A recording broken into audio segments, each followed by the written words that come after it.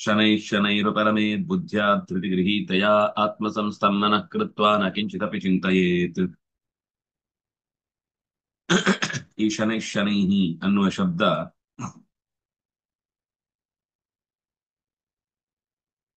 ಅದು ಒಂದೇ ಪದ, ಎರಡು ಪದ ಅಲ್ಲ.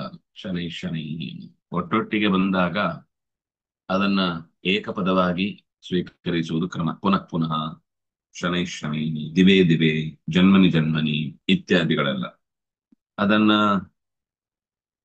ಜನ್ಮ ಜನ್ಮನಿ ಅಂತ ಪ್ರಯೋಗಿಸುವುದಿದೆ, ಬಹಳ ಪ್ರಸಿದ್ಧ ವಾಕ್ಯ. ಆದರೆ ವ್ಯಾಸರು ಬಹಳ ಕಡೆ ಜನ್ಮನಿ ಜನ್ಮನಿ ಅನ್ನುವ ಪ್ರಯೋಗವನ್ನು ಮಾಡಿದ್ದನ್ನೇ ಆಚಾರ್ಯರು ಕೂಡ ಸರ್ವಮೂಲ ಗ್ರಂಥಗಳಲ್ಲಿ ತೋರಿಸಿದ ಶ್ಲೋಕಗಳಲ್ಲಿ ಜನ್ಮನಿ ಜನ್ಮನಿ ಅಂತಲೇ ಇರುವುದು. ಆದ್ರೂ ಅದೊಂದು ಏನೋ ವಿಭಕ್ತಿಯ ಲೋಪದಿಂದ ರೂಪ ಸಿದ್ಧವಾದದ್ದು ನೋಡುತ್ತೇವೆ.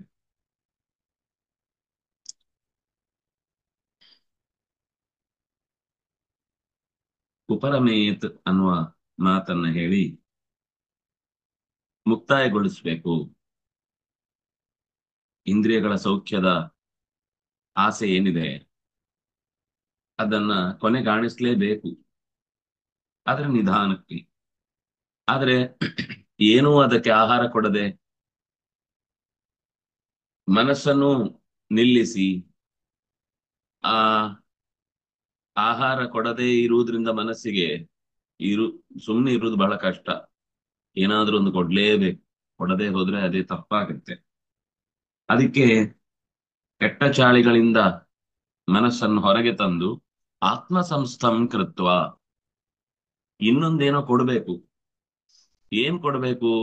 ಆತ್ಮ ಸಂಸ್ಥಂ, ತನ್ನ ಬಗೆಗಿನ ಪ್ರಶ್ನೆ, ಅದಕ್ಕೇನ ಉತ್ತರ ಅಂತ ಹುಡುಕಾಡುವ ಪ್ರಯತ್ನದ ರುಚಿ ಹತ್ತಬೇಕು.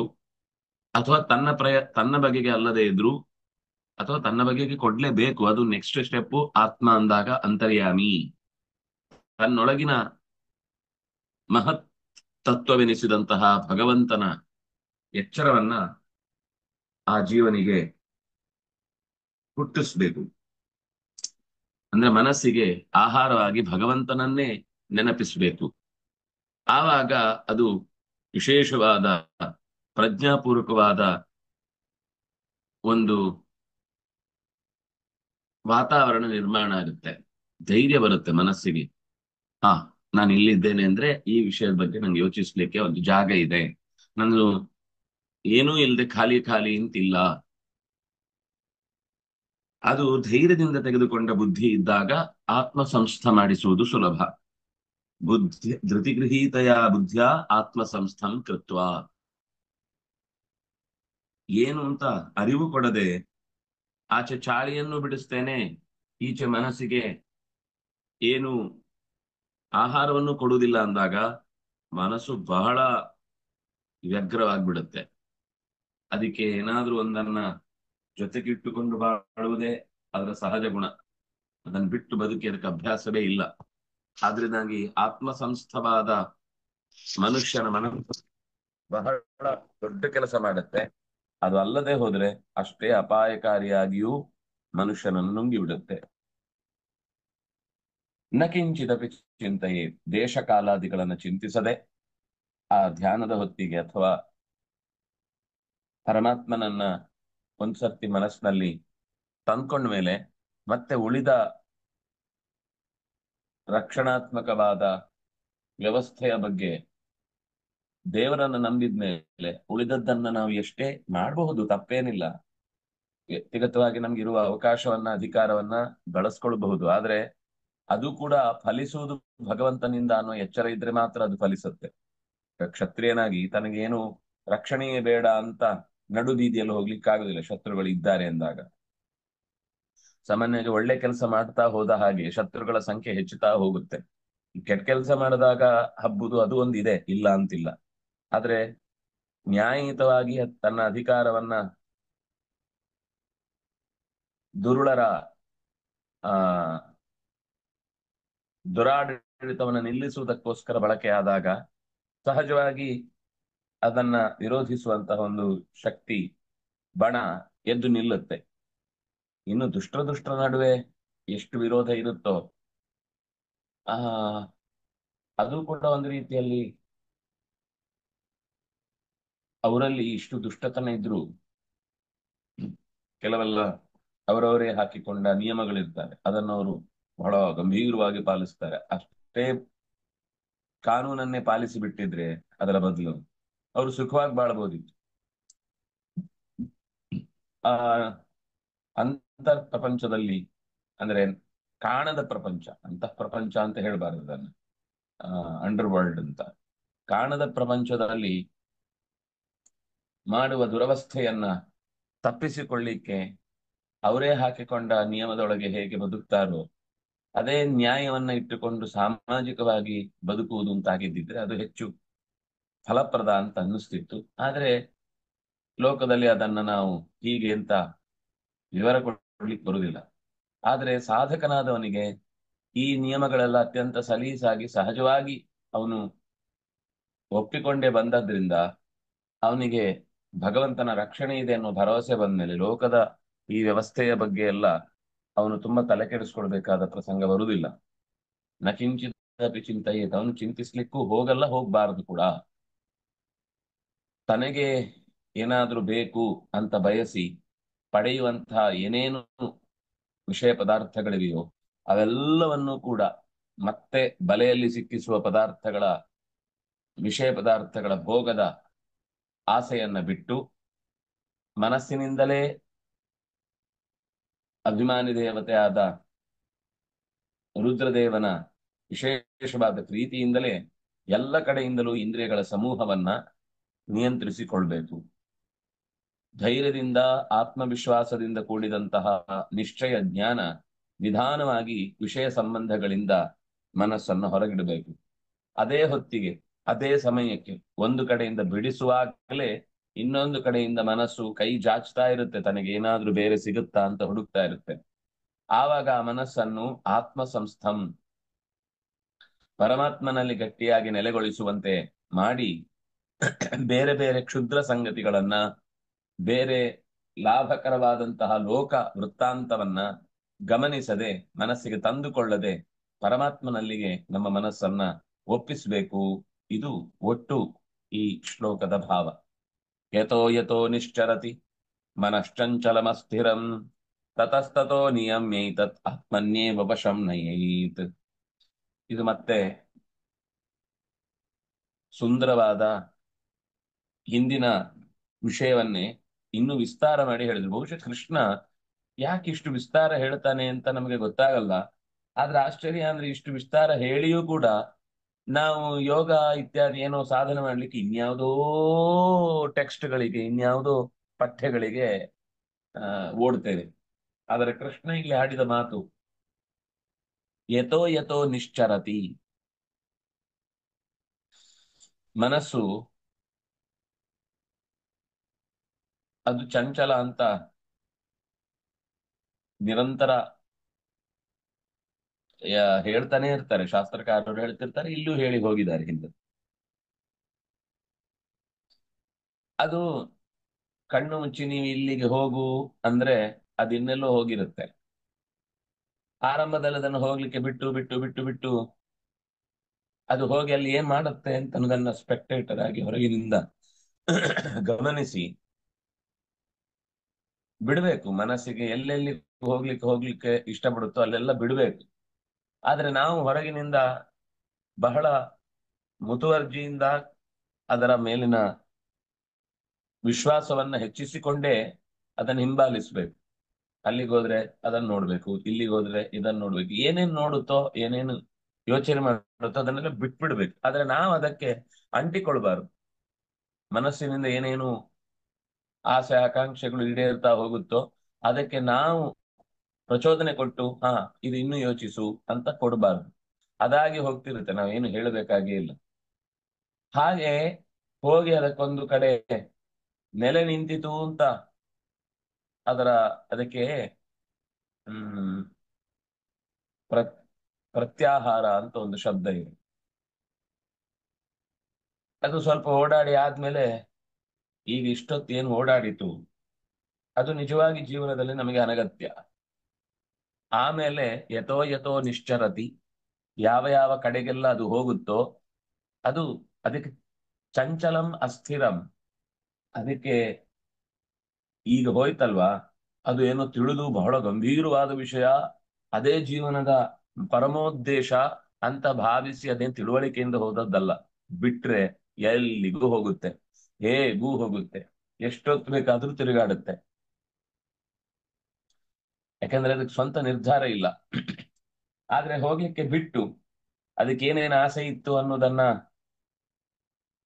ಅರಗಿಸಿಕೊಳ್ಳಿಕ್ಕೆ ಅವಕಾಶ ಕೊಟ್ಟು ಆಮೇಲೆ ನಿಧಾನಕ್ಕೆ ಹೇಳ್ಬೇಕು, ನೋಡು ನೀನು ಅಲ್ಲಿಗೆ ಹೋದೆ ಅಲ್ವಾ, ಅಲ್ಲಿಂದ ಏನ್ ಲಾಭ ಇತ್ತು, ಅದರ ಯೋಚನೆಯಿಂದ ಏನಾದ್ರೂ ಅನುಕೂಲ ಇತ್ತಾ, ಅಥವಾ ಅದು ಈಗೇನ್ ಹೋಗಿ ಬಂದ್ವಿ ಅದು ನಿಜವಾದ ಸುಖದ ತಾಣವು, ಯಾವ ವಿಷಯಕ್ಕಾಯ್ತೋ ಆ ವಿಷಯಕ್ಕೆ ಸಂಬಂಧಪಟ್ಟ ಲೋಪದೋಷಗಳನ್ನು ಎತ್ತಿ ಹಿಡಿದು ತತಸ್ತತೋ ನಿಯಮ್ಯ ಆ ಜಾಗಗಳಿಂದಲೇನೆ ಇಂಥ ಚಿಂತನೆ ಮಾಡುವಷ್ಟು ಕ್ಷುಲ್ಲಕ ವಿಷಯ, ಕ್ಷುಲ್ಲಕ ಚಿಂತಕ ನೀನಲ್ಲ. ಮನಸ್ಸಿಗೆ ನೀನು ಇನ್ನು ಎತ್ತರದನ್ನು ಯೋಚಿಸ್ಲಿಕ್ಕೆ ತಾಕತ್ತಿದೆ. ಮನಸ್ಸಿಗಿರುವ ತಾಕತ್ತನ್ನ ಹೇಳ್ತಾ ಇರ್ಬೇಕು ಮತ್ತೆ ಮತ್ತೆ, ನಿಂಗಿರುವ ತಾಕತ್ತಿಗೆ ನೀನು ಇನ್ನೂ ಎಷ್ಟೋ ಯೋಚನೆ ಮಾಡಬಹುದು. ನೀನ್ ಯಾಕೆ ಇಷ್ಟು ಸಣ್ಣ ವಿಷಯಕ್ಕೆಲ್ಲ ಏನೋ ನೋಡ್ಬೇಕು ಅಂತ ಅನ್ಸುತ್ತೆ, ಏನೋ ಕೇಳಬೇಕು ಅಂತ ಅನ್ಸುತ್ತೆ. ಆದ್ರೆ ಮನಸ್ಸಿಗೆ ಆಗ ಒಳಗಿನಿಂದಲೇ ಮಂಡಿಗೆ ಮಾಡಿ ರೆಡಿ ಮಾಡಿ ತಿಂತಾ ಇರುತ್ತೆ. ಆದ್ರೆ ಅದರ ತಾತ್ವಿಕ ನೆಲೆಯಲ್ಲಿ ಗಮನಿಸಿದಾಗ ಆ ಹಾಡಿರಬಹುದು ಅಥವಾ ಆ ದೃಶ್ಯ ಇರಬಹುದು, ಅದು ಕೇವಲ ಕಾಲ್ಪನಿಕವಾದದ್ದು, ನಿಜ ಜೀವನದಲ್ಲಿ ನಡೆಯುವಂತಹದ್ದಾಗಿದ್ರೆ ಸರಿ. ಆದ್ರೆ ಹೆಚ್ಚು ಕಮ್ಮಿ ಅಂತ ಮನಸ್ಸು ಬಹಳ ಬೇಗ ಗ್ರಹಿಸುವುದು ಫ್ಯಾಂಟಸಿಯನ್ನ, ಅಥವಾ ಅಸಾಧ್ಯವಾದದ್ದನ್ನೇ ಬಹಳ ಸಾಧ್ಯ ಅಂತನ್ನುವ ಹಾಗೆ ಅದು ಇಷ್ಟಪಡ್ತಾ ಇರುತ್ತೆ. ಅದರ ಬದಲು ಅದಕ್ಕಿಂತ ನೈಜವಾದ ಚಿತ್ರಣದಲ್ಲಿ ಏನು ಬದುಕು ಇದೆ ಅದರ ಬಗ್ಗೆ ಮನಸ್ಸಿಗೆ, ನೋಡು ನೀನು ಇದನ್ನು ನಿಜವಾಗಿ ಚಿಂತಿಸ್ಬೇಕಾದ್ರೆ ಇದು ನಮ್ಮ ದೇಶದ ನಿಜವಾದ ಇತಿಹಾಸ, ಇದರ ಬಗ್ಗೆ ನಾವು ಯೋಚಿಸ್ಬೇಕಾದ್ದಿದೆ, ಇದರ ಬಗ್ಗೆ ನಾವು ಚರ್ಚಿಸ್ಬೇಕಾದ್ದಿದೆ, ಇದರ ಬಗ್ಗೆ ನಾವು ಗಂಭೀರವಾಗಿ ಪರಿಗಣಿಸಬೇಕಾದ್ದಿದೆ. ಅದರಿಂದ ನೀನು ಈ ವಿಷಯವನ್ನ ಆಲೋಚಿಸಿದ್ರೆ ನಿನಗೆ ನಿಜವಾಗಿಯೂ ಈ ಹಂತಕ್ಕೆ ಏರ್ಲಿಕ್ಕೆ ಒಂದು ದಾರಿ ಸಿಗುತ್ತೆ. ಅಥವಾ ಏನು ನಮ್ಗದು ಪೂರ್ತಿ ಯೋಚನೆ ಮಾಡಬೇಕು. ಮನಸ್ಸಿನ ವೈಪರೀತ್ಯಗಳ ಬಗ್ಗೆ ನಾವೇ ನಮ್ಮ ಮನಸ್ಸನ್ನ ಇನ್ನೊಬ್ರು ಯಾರು ಟ್ರೈನ್ ಮಾಡ್ಲಿಕ್ಕೆ ಆಗುದಿಲ್ಲ. ನಾವೇ ಹೇಳಿ ಹೇಳಿ ಹೇಳಿ ಹೇಳಿ ತತಸ್ತತೋ ನಿಯಮ್ಯೇತತ್ ಆತ್ಮನ್ಯೇವ ವಶಂ ನಯೇತ್. ಎರಡು ಮುಖ ಆತ್ಮನ್ಯೇವ ವಶಂ ನಯೇತ್ ಅಂದ್ರೆ, ಒಂದು ತನ್ನ ಹದ್ದುಬಸ್ತಿಗೆ ಇಡುವುದು ಅಂತ, ಜೀವದ ನಿಯಂತ್ರಣಕ್ಕೆ ತಂದುಕೊಳ್ಳುವುದು ಅಂತ. ಆದ್ರೆ ಅದು ಈ ನಾಸ್ತಿಕವಾದದಲ್ಲಿ ಮಾತ್ರ ಕೆಲವು ದಿವಸಕ್ಕೆ ಅದು ನಡೆಯುತ್ತೆ, ದೇವರನ್ನಿಲ್ಲ ಅಂತ ಹೇಳುವವರಿಗೆ. ಆದ್ರೆ ಜೀವಕ್ಕೆ ನಿಯಂತ್ರಣಕ್ಕೆ ಬರುವುದು ಕೂಡ ಅದು ಪರಮಾತ್ಮನ ಅನುಗ್ರಹ ಇದ್ದಾಗ ಮಾತ್ರ. ಅದು ಒಳಗಿನ ಸತ್ಯ. ಅವನಿಗೆ ಮತ್ತೆ ಕೊನೆಗೆ ತನ್ನ ವಶದಲ್ಲಿ ಇಟ್ಕೊಳ್ಬೇಕು ಅಂತ ಒಳಗಿನಿಂದ ದೃಢವಾಗಿ ಅನಿಸ್ಬೇಕು ಅಂದ್ರೆ, ದೇವರೇ ನೀನೇ ಈ ಮನಸ್ಸನ್ನ ನನ್ನ ಕೈಗೆ ಕೊಡಬೇಕು, ನನ್ನ ವಶದಲ್ಲಿ ಇಡುವ ಹಾಗೆ ನೀನೇ ಮಾಡಬೇಕು ಅಂತ ದೇವರ ಹತ್ರನೇ ಕೇಳಬೇಕು ಮತ್ತೆ. ಆದ್ರಿಂದಾಗಿ ಭಗವಂತನ ಪ್ರಜ್ಞೆಯಿಂದಲೇನೆ ಇದೆಲ್ಲ ಸಾಧ್ಯ ಆಗ್ಬೇಕು ಹೊರತು ಭಗವತ್ ಪ್ರಜ್ಞೆ ಇಲ್ಲದೆ ಯೋಗದ ಸಿದ್ಧಿ ಅನ್ನುವುದು ಅಸಾಧ್ಯವಾದ ಮಾತು. ಹಾಗಾಗಿ ಆತ್ಮನ್ಯೇವ ಅನ್ನುವುದಕ್ಕೆ ಮುಖ್ಯ ಅರ್ಥ ಪರಮಾತ್ಮನೇ. ಆ ಆತ್ಮನಿಗೆ ವಶವಾದ ಮೇಲೆ ನನ್ನ ವಶದಲ್ಲಿ ಇಟ್ಕೊಳ್ತೇನೆ ಅನ್ನೋದು ಸರಿ ಹೋಗುತ್ತೆ. ದೇವರಿಗೋಸ್ಕರ ನೀನು ಈ ಕೆಲಸ ಮಾಡಬೇಕು, ದೇವರ ಅನುಗ್ರಹ ಇದ್ರೆ ಮಾತ್ರ ಇದನ್ನು ನಾವು ಸಿದ್ಧಿಸಿಕೊಳ್ಳಿಕ್ಕಾಗುತ್ತೆ. ನಾವು ಏನೇ ಮಾಡಿದ್ರು ಕೂಡ ಅದು ಭಗವಂತನ ಅನುಗ್ರಹದಿಂದ ಮತ್ತು ಅನುಗ್ರಹಕ್ಕಾಗಿ, ಎರಡೂ ಫಲ ಅದರದ್ದು. ಮಾಡಿದ್ರು ಅವನಿಂದ, ಮಾಡಿದ್ಮೇಲೆ ಸಿಕ್ಕಿದ್ರು ಅವನಿಂದ. ಕ್ರಿಯೆ ಮತ್ತು ಗುರಿ ಎರಡೂ ಕೂಡ ಅವನದ್ದೇ ವಿಶೇಷವಾದ ಕರುಣೆ ಅನ್ನುವುದನ್ನ ಮರೆಯಬಾರದು ಅಂತ ಎಚ್ಚರಿಸ್ತಾನೆ. ಇದು ಬಹಳ ಮನಸ್ಸನ್ನ ಕಾಳಜಿಯಿಂದ ನಿಗ್ರಹಿಸುವುದರ ಬಗ್ಗೆ ಕೃಷ್ಣ ತೋರಿದ ದಾರಿ. ಎಲ್ಲ ಕಡೆಗೆ ಹೋಗುತ್ತೆ. ನಿಶ್ಚರತಿ ಅಂತ ಹೇಳಿದ್ರು, ನಿತರಾಂಚರತೆ, ಅದು ಹೋಗಿಯೇ ಹೋಗುತ್ತೆ. ಬಿಡಿ, ಸ್ವಲ್ಪ ದೂರ ತನಕ ಬಿಡಿ. ಸ್ವಲ್ಪ ದೂರ ತನಕ ಬಿಟ್ಟು ನೋಡಿ, ನೀ ಇಷ್ಟು ದೂರ ಹಾರಾಡ್ಕೊಂಡು ಬಂದ್ಯಲ್ವಾ, ಇದು ನಿಜವಾಗಿ ಏನಾದ್ರೂ ವರ್ತ, ನಿಜನೋ, ಅಥವಾ ಏನಾದ್ರೂ ಫಲಪ್ರದವೋ? ಏನೂ ಇಲ್ಲ. ಕಲ್ಪಿಸ್ಕೊಂಡು ಸುಮ್ನೆ ಮ ಮನಸ್ಸಲ್ಲೇ ಮಂಡಿಗೆ ತಿಂದ್ಕೊಂಡು ಮತ್ತೆ ನಾಳೆ ಸಿಗ್ಲಿಲ್ಲ ಅಂತ ಬೇಸರ ಮಾಡ್ಕೊಂಡು ಪ್ರಾಕ್ಟಿಕಲ್ ಆಗಿ ಯೋಚನೆ ಮಾಡು. ಕಾಲ್ಪನಿಕ ಬದುಕಿನಿಂದ ಹೊರಗ್ ಬಾ. ಲೋಕದಲ್ಲಿ ಮ್, ಎಷ್ಟೋ ಜನ ಎಷ್ಟೋ ತರ ತಮ್ಮನ್ನ ತೋರ್ಪಡಿಸ್ಕೊಳ್ತಾರಷ್ಟೇ. ನಿಜ ಜೀವನದಲ್ಲಿ ಹಾಗೆ ಇದೆಯಾ? ಇರ್ಲಿಕ್ಕಾಗತ್ತಾ? ಭಗವಂತನ ಅನುಗ್ರಹಕ್ಕಾಗಿ ನಾವು ಏನನ್ ಬೇಕಾದ್ರೂ ಬಿಡ್ಬೇಕಾಗತ್ತಪ್ಪ? ಇದೆಲ್ಲ ನಮ್ಮ ಮನಸ್ಸನ್ನ ಮತ್ತೆ ಕೆಡಿಸುವಂತದ್ದು ಅಥವಾ ದಾರಿ ತಪ್ಪಿಸುವಂತದ್ದು. ಈ ಎಲ್ಲ ಅಂಶಗಳಿಂದ ಮನಸ್ಸಿಗೆ ತಿಳುವಳಿಕೆಯನ್ನ ಕೊಡ್ತಾ ಹೋದಾಗ ಅದು ನಾವು ಬಯಸಿದ ದಿಕ್ಕಿಗೆ ಹೋಗ್ಲಿಕ್ಕೆ ಒಮ್ಮೆ ಅಭ್ಯಾಸ ಆಯ್ತು ಅಂದ್ರೆ ಅದಕ್ಕಿರುವ ಶಕ್ತಿಯನ್ನ ನಾವು ಊಹಿಸ್ಲಿಕ್ಕೂ ಸಾಧ್ಯ ಇಲ್ಲ. ಅದ್ಭುತವಾದ ಸಾಮರ್ಥ್ಯದಿಂದ ನಮ್ಮ ಬದುಕನ್ನ ಅದು ಚೆನ್ನಾಗಿ ಕಟ್ಟಿಕೊಡುತ್ತೆ. ನಮಗೆ ಏನ್ ಬೇಕೋ ಅದನ್ನ ಸಾಧಿಸ್ಲಿಕ್ಕೆ ಶಕ್ತಿ ಕೊಡುತ್ತೆ. ಅದರಿಂದಾಗಿ ಮನಸ್ಸಿಗೆ ಇರುವ ತಾಕತ್ತನ್ನ ನಾವು ಅಂಡರ್ ಎಸ್ಟಿಮೇಟ್ ಮಾಡಿಯೇ ಬದುಕಿದ್ದು ಜಾಸ್ತಿ. ಅದನ್ನ ಪರಮಾತ್ಮನ ಅನುಗ್ರಹದಿಂದ ನಮ್ಮ ದೈನಂದಿನ ಕಾರ್ಯಗಳಿಗಾಗಿ ಸರಿಯಾಗಿ ಅರ್ಥೈಸಿಕೊಂಡು ಉಪಯೋಗಿಸ್ಲಿಕ್ಕೆ ಶುರು ಮಾಡಿದರೆ ಅದು ಮಹಾ ಆ, ಕಾರ್ಯಗಳನ್ನೆಲ್ಲ ಅನಾಯಾಸವಾಗಿ ಮಾಡಿಕೊಡ್ಲಿಕ್ಕೆ ಅದಕ್ಕೆ ಶಕ್ತಿ ಇದೆ ಅಂತ ಕೃಷ್ಣ ಇದನ್ನ ಹೇಳ್ದ. ಯಥೋ ಯಥೋ ಯತ್ರ ಯತ್ರ, ಆಚಾರ್ಯರ ಮಾತು. ಯಥೋ ಯಥೋ ಯತ್ರ ಯತ್ರ, ಯಥೋ ಯಥೋ ಧಾವತಿ, ಎಲ್ಲೆಲ್ಲಿ ಹೋಗ್ತಾನೋ ಅಲ್ಲೆಲ್ಲ ಹೋಗ್ರಪ್ಪ. ಆತ್ಮನ್ಯೇವ ವಶಂ ನಯೇತ್, ಆತ್ಮ ವಿಷಯೇ ಏವ ವಶೀಕುರ್ಯಾತ್. ಪ್ರಶ್ನೆ ಬರುವುದು ಯಾವಾಗ್ಲೂ ಕೂಡ ಶಾಶ್ವತವಾದದ್ದೋ ನಶ್ವರವಾದದ್ದೋ? ಈಗ ಸಂತೋಷ ಪಡೆಯುವುದಕ್ಕಾಗಿ ನಾವು ಪ್ರಯತ್ನ ಪಡುವ ವಿಷಯ ಅದು ಬಹಳ ಕಾಲ ಬಾಳುವಂತದ್ದಲ್ಲ. ಕೆಲವೊಮ್ಮೆ ನ್ಯಾಯಯುತವೂ ಆಗಿರುವುದಿಲ್ಲ. ಕೆಲವೊಮ್ಮೆ ಇನ್ಯಾರಿಗೋ ಅದರಿಂದ ತೊಂದರೆ ಆಗಬಹುದು, ಅಥವಾ ನಮ್ಗೆ ಅದು ನಾಳೆ ಆರೋಗ್ಯಕ್ಕೆ ಕೆಡುಕಾಗಬಹುದು. ಅದರ ಆಯಾ ವಸ್ತುವಿನ ದೃಷ್ಟಿಯಿಂದ ಅದರ ಅನಲೈಸ್ ಮಾಡುವುದಾದ್ರೆ ಅದು ಬೇರೆ ಬೇರೆನೇ ಮುಖವನ್ನ ತೆರ್ಕೊಳ್ತಾ ಇರುತ್ತೆ. ಹಾಗೆ ಹಲವು ಮುಖಗಳಿಂದ ನಮ್ಮ ಬದುಕಿನಲ್ಲಿ ಬೇರೆ ಬೇರೆ ಪ್ರಸಂಗಗಳು ಎದುರಾದಾಗ ಆಯಾ ಪ್ರಸಂಗಗಳ ಹಿನ್ನೆಲೆಯಲ್ಲಿ ಅದರ ಸತ್ವ ಪರೀಕ್ಷೆಯನ್ನ ಮಾಡಿಕೊಂಡ್ರೆ ಆವಾಗ ಮನಸ್ಸು ನಿಗ್ರಹಿಸಿಕೊಳ್ಳುವುದಕ್ಕೆ ಸುಲಭವಾಗುತ್ತೆ. ಆತ್ಮನ್ಯೇವ ವಶೀಕುರ್ಯಾತ್ ಅಂದ್ರೆ ಯಥೋ ಯಥೋ ಅನ್ನೋದನ್ನ ಎಲ್ಲಿ ಎಲ್ಲಿ ಧಾವತಿ, ಎಲ್ಲಿ ಎಲ್ಲಿ ಅದು ಓಡುತ್ತೋ. ಯತಃ ಯತಃ ಅಂದ್ರೆ ಅದು ಪಾಂಚಮ್ಯರ್ಥದಲ್ಲಿ ತಸ್ ಪ್ರತ್ಯಯ ಅಲ್ವಾ ಅಂತ ನಮಗೆ ಕಾಣಿಸುತ್ತೆ. ಅದಕ್ಕಾಚಾರ್ಯರು ಯಥೋ ಯಥೋ ಅನ್ನೋದಕ್ಕೆ ಯತ್ರ ಯತ್ರ ಅಂತ ಅರ್ಥವನ್ನು ಮಾಡಿಕೊಟ್ಟದ್ದು. ಅದ್ ಮೇಲ್ನೋಟಕ್ಕೆ ನೀವು ಹೇಳಿದ ಹಾಗೇನೆ ಕಾಣುತ್ತೆ, ಅಲ್ಲಿ ನೋಡ್ಲಿಕ್ಕೆ ಸಿಗುದು ಹಾಗೇನೆ. ಯಥೋ ಯಥೋ ಅಂತಂದ್ರೆ ಯಾವ ಯಾವ ಕಡೆಯಿಂದ ಅಂತ. ಆದ್ರೆ ಅಲ್ಲಿ ಯಥೋ ಯಥೋ ಧಾವತಿ ಅಂತ ಭಾಗವತದ ಶ್ಲೋಕವನ್ನ ಪ್ರಯೋಗ ಮಾಡಿದ್ದು ಈ ಕಾರಣಕ್ಕಾಗಿ. ಸಪ್ತಮಿ ಅರ್ಥದಲ್ಲೂ ತಸ್ ಪ್ರತ್ಯಯ ಇದೆ, ಕೇವಲ ಪಂಚಮಿ ಅರ್ಥದಲ್ಲಿ ಮಾತ್ರ ಅಲ್ಲ. ಬೇರೆ ಲೋಕದ ವಿಷಯವನ್ನ ಮನಸ್ಸಿಗೆ ಆಹಾರವಾಗಿ ಕೊಟ್ಟು ನಾವು ಒಂದು ಕಡೆಯಿಂದ ಡೈವರ್ಟ್ ಮಾಡಿದ್ರೆ ಸರಿ, ಅದು ಒಂದು ದುಶ್ಚಟದಿಂದ ಈಚೆ ತರ್ಲಿಕ್ಕೆ ಇನ್ನೊಂದು ಯಾವುದೋ ಅಭ್ಯಾಸವನ್ನು ರೂಢಿಸುವುದು ಸರಿ.